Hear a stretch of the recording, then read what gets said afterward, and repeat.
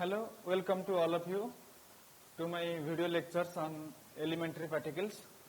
So this is the 5th lecture. So in the last lecture we have discussed about isospin. Isospin is a constant of motion in strong interaction, or in another way we can say that isospin is conserved in strong interaction. Okay, isospin is the concept used for particles having different charge states. Okay, we have discussed about proton and neutron, which have the isospin state as a half. Okay, and they are the two particles of the same state, nucleon. So nucleon is the same particle, but it has two charge state. So that's why isospin concept was used for neutron and proton. Similarly, in the last class, we have discussed about different hadrons such as pion, delta particle, and we use isospin states for those particles also. Okay, and also we have discussed about the isospin raising and lowering operators. Using this isospin raising and lowering operators, we can transform different charge states of the particle. Suppose we can transform a proton into a neutron using the isospin lowering operator, and also we can transform a neutron particle into a proton particle using isospin raising operator. Okay, so in the last class we have discussed about the transformation of a proton state into a neutron state using isospin lowering operator. That means if we use isospin lowering operator on proton isospin state, then it becomes neutron isospin state. Okay. Similarly, if we use isospin raising operator on neutron isospin state, then it becomes proton. So here we can say that isospin raising operator or isospin lowering operators, when operates on proton state, proton means 2 up quark and 1 down quark. So here 2 up quark and 1 down quark, it converts to 1 up quark and 2 down quarks, which is neutron. So here what happens? 1 up quark is converted to 1 down quark in case of isospin lowering operator. So isospin lowering operator, what it do is it just convert 1 up quark into 1 down quark. So that's why proton state or proton particle converted to neutron particle. Similarly, in case of this raising operator, sigma plus operating on neutron. Neutron is 1 up quark and 2 down quark. It becomes 2 up quark, 1 down quark. So here 1 of the down quark is converting to 1 up quark. So this is the application of isospin raising and lowering operator. So using this we can find out the isospin state of up quark and down quark also. Okay, so we know the isospin state of proton and neutron. Okay, so isospin state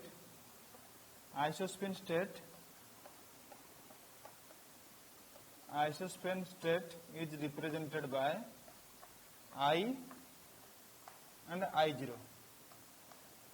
Okay, I is same, but I0 is the third component of the isospin.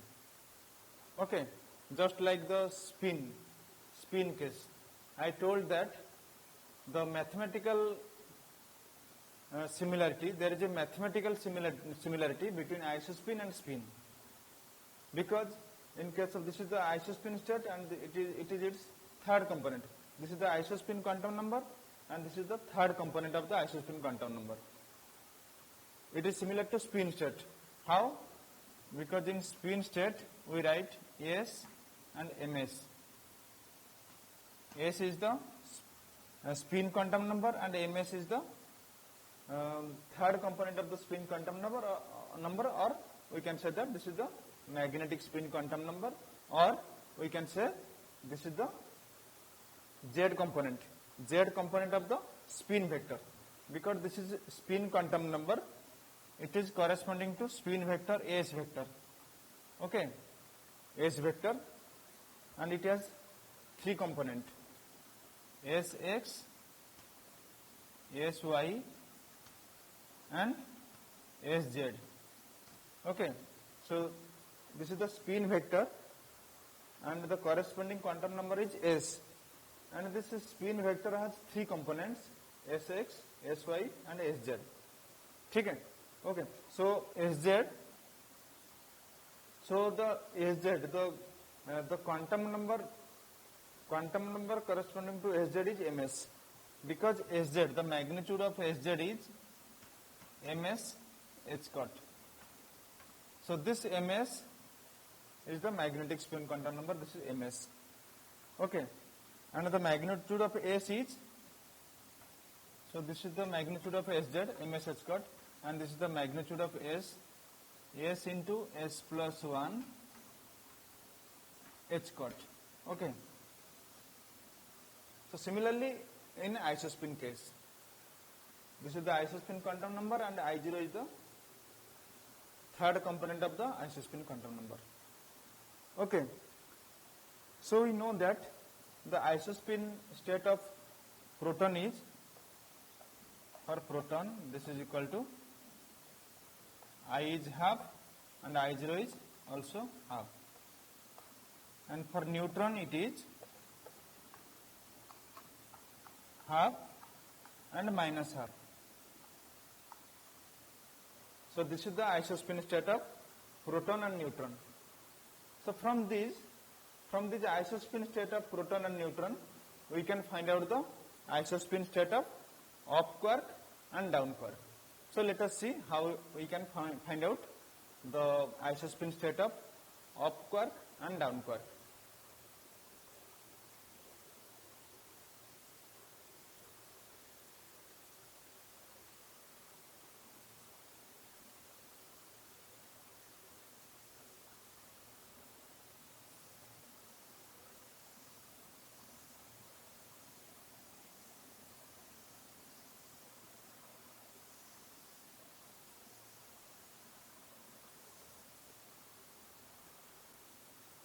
So I0, because just like proton and neutron they form the isospin doublet state. So just like proton and neutron, up quark and down quark, they also form a isospin doublet state. So how they form isospin doublet state, we are going to find out. So I and I0 for proton is half and half. Okay, and also neutron, I and I0 for neutron is half and minus half.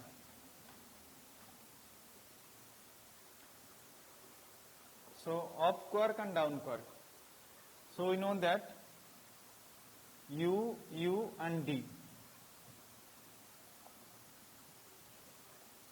So I0 is the, because for up quark and down quark, I is half, just like proton and neutron. Only we have to find out what is I0. I is half, so we have to find out I0, because I0 is different. So for I0 for UUD, this is equal to plus half. For proton, I0 is plus half. So that means, and for neutron, and I0 for neutron. Neutron means U D D is minus half. So I0 for proton is plus half and I0 for neutron is minus half. So this is neutron and this is proton. Okay. So suppose the I0 of U quark is X. Suppose I0 for up quark. Let I0 for up quark is X and I0 for down quark is Y.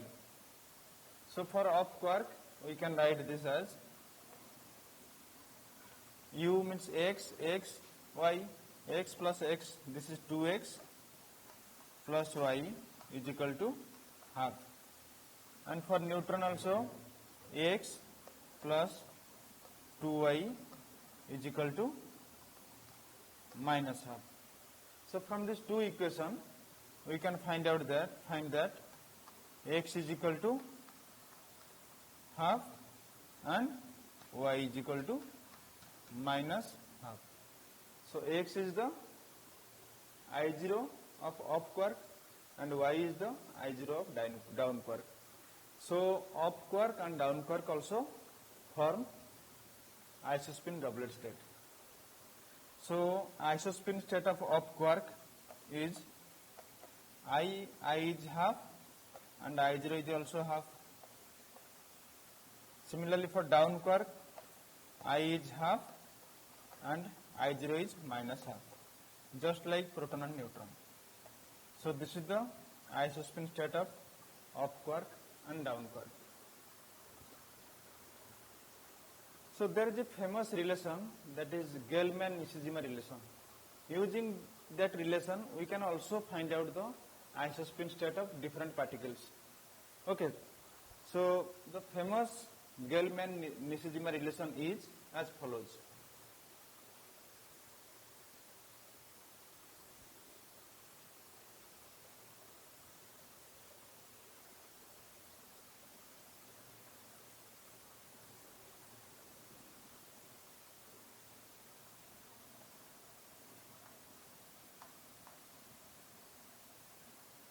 Gell-Mann-Nishijima relation.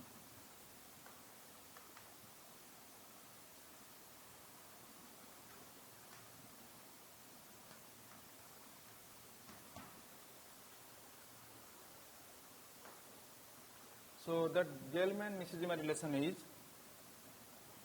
Q is equal to I0 plus B by 2 or B plus S by 2.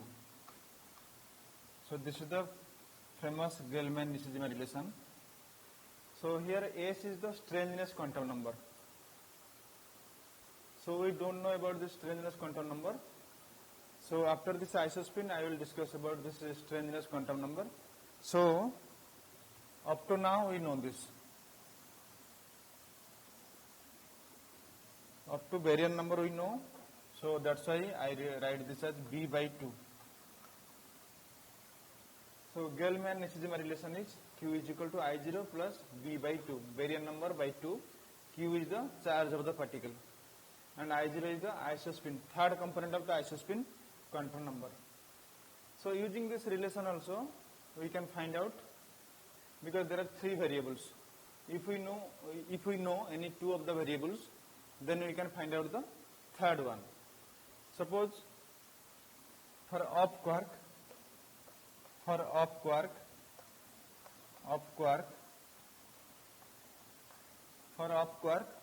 we want to find out the isospin of the up quark. So then we can write Q. Up quark, the charge of the up quark is, so Q by E we can write. E is the electronic unit. So for up quark, charge is 2 by 3. So Q is equal to 2 by 3 electronic charge unit by E. So this is Q by E, and we want to find out I0, then baryon number. We know that baryon number of quark is 1 by 3. So 1 by 3 by 2. So this is 2 by 3. This is I0, and this is 1 by 6. So after simplification, we can get I0 is equal to half. So using this relation also, we can find out the isospin of different particles. Then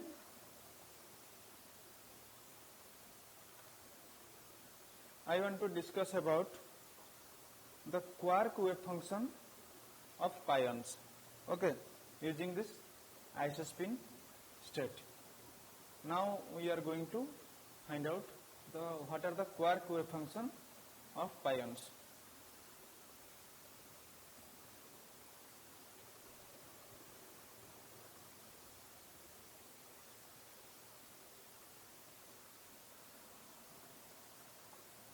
Quark wave function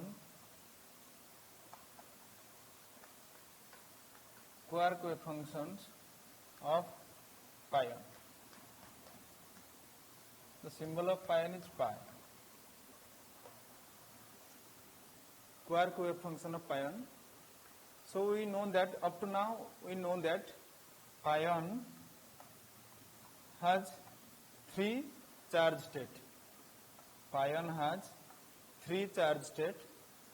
So one is pi plus, it consists of u d bar, another is pi minus, pi 0, it consists of u bar and d bar.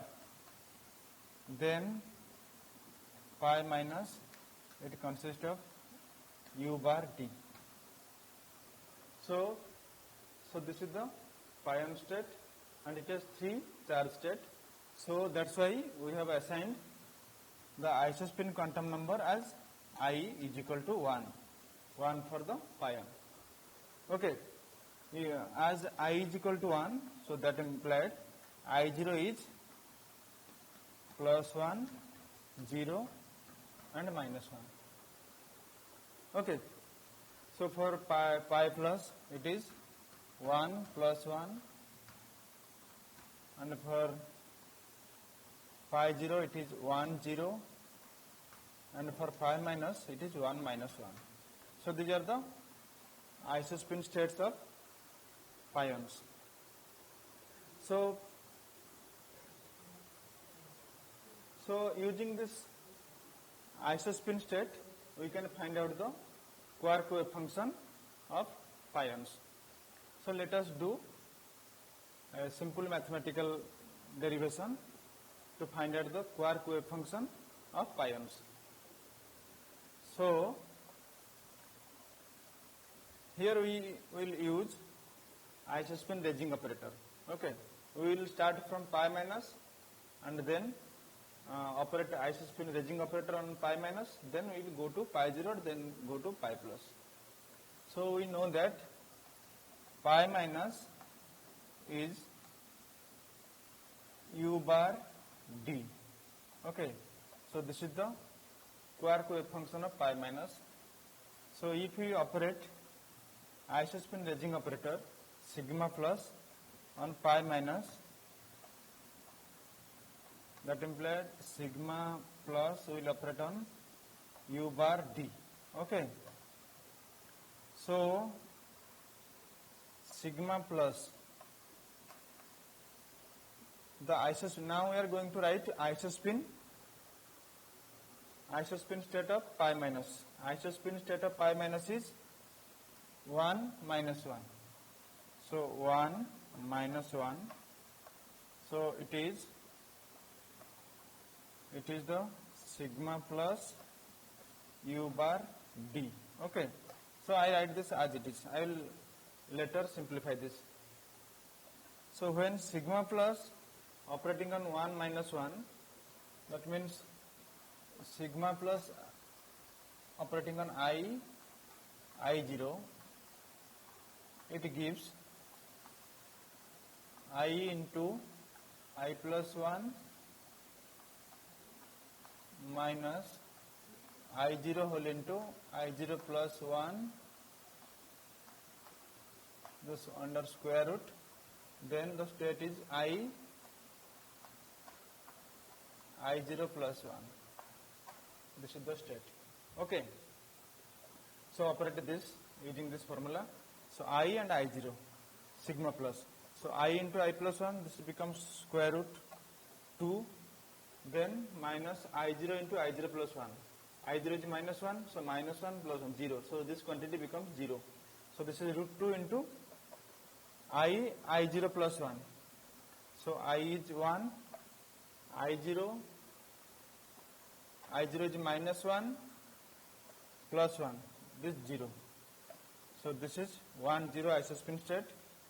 It becomes sigma plus operating on U bar D. So sigma plus operating on U bar D. When sigma plus operating on U bar, it becomes sigma plus operating on U bar, it becomes minus D bar, then D. Okay, then plus, when sigma plus operating on D, it becomes U. So U bar is as it is. So when it is operating on D, it becomes U. So here sigma plus first operating on U bar, D is constant. So this is when it is operating on U bar, it becomes D bar, and D is coming as constant. Then in another case, sigma plus operating on D, so U bar is constant, so U bar is constant. When sigma plus operating on D, it becomes U.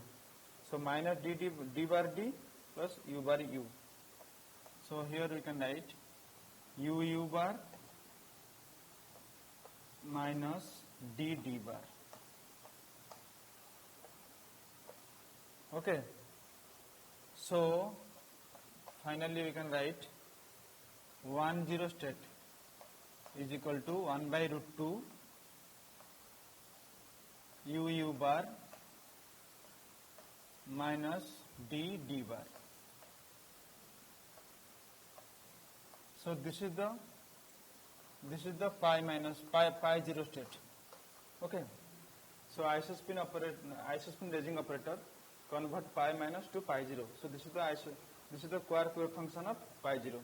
Similarly, we can find out the quark wave function for pi plus also. Okay. So then another quantum number is strangeness quantum number.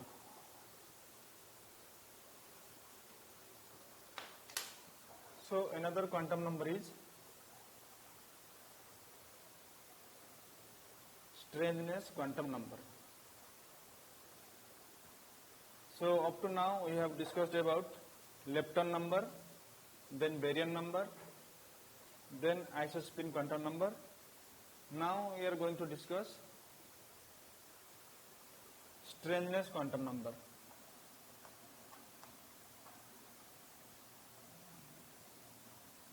Strangeness quantum number.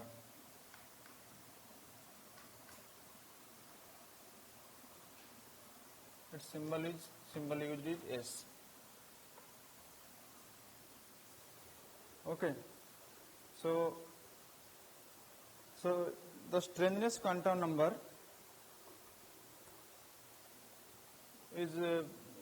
was first introduced in a reaction. So that reaction is pi minus plus proton. So this strangeness quantum number was first used while examining a reaction. That reaction is pi minus plus proton. It is giving us lambda 0 or lambda plus k0. Lambda plus k0.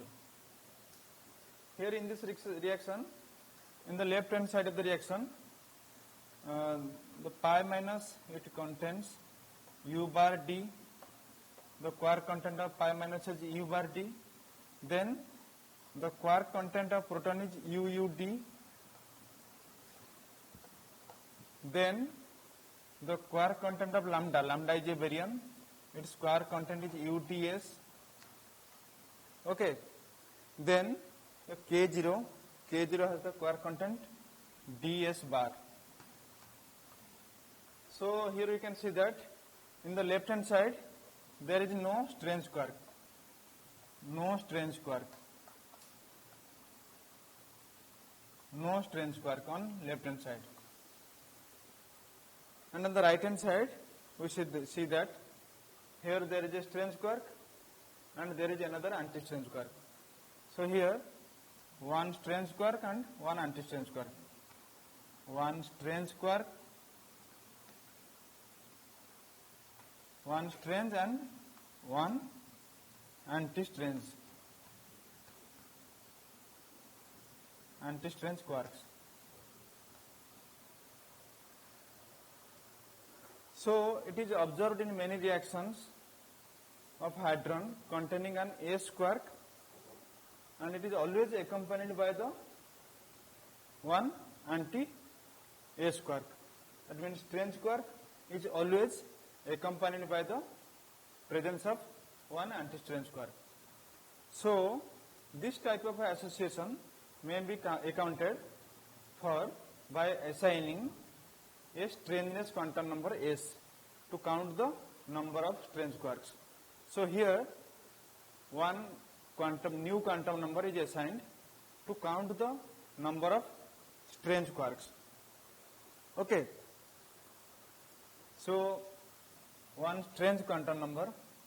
So strange quantum number is introduced. Strange quantum number S is introduced to count the number of strange quarks in a reaction. Okay. So this is the S, and this strange quantum number is -1. S is equal to -1 for strange quark,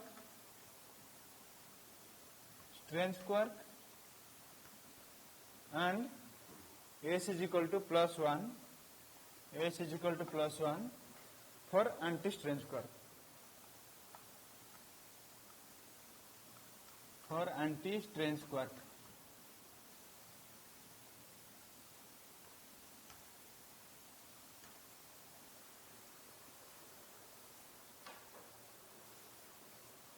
So it is seen that in strong interaction or in strong reaction processes, strangeness is a conserved quantity. That means the number of strange quark and anti-strange quark produced must be the same. So, but in weak interaction, we see that strangeness is not conserved, or we can say that strange quark is not a constant of motion in weak interaction. For example, one weak interaction process we can take. So that is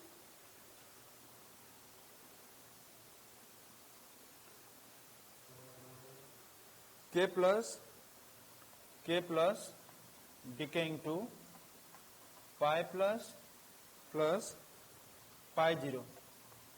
So this is the weak interaction process, weak reaction process. So here we can say that this is the K plus, which contains U bar S. Okay. Sorry, this is U S bar. So this is the quark content of K plus, and here pi plus is UD bar and pi 0 is UU bar plus DD bar, or UU bar DD bar. So here we can see that on the left hand side there is strange quark, but on the right hand side there is no strange quark. So here we can say that for anti-strange quark, strangeness quantum number is +1, but on the right hand side there is no strange quark, so S is equal to 0. So here you can say that strangeness is not conserved in this reaction. Okay, so strangeness is not conserved in weak interaction process. And in the previous some while before we just told about the Gell-Mann-Nishijima relation. So that relation is Q by E is equal to I0 plus B plus S by 2. Okay. So B plus S is a combination of baryon number plus strangeness quantum number, and this combination is also called as hypercharge quantum number, whose symbol is Y. So Y is the hypercharge quantum number. Hypercharge quantum number.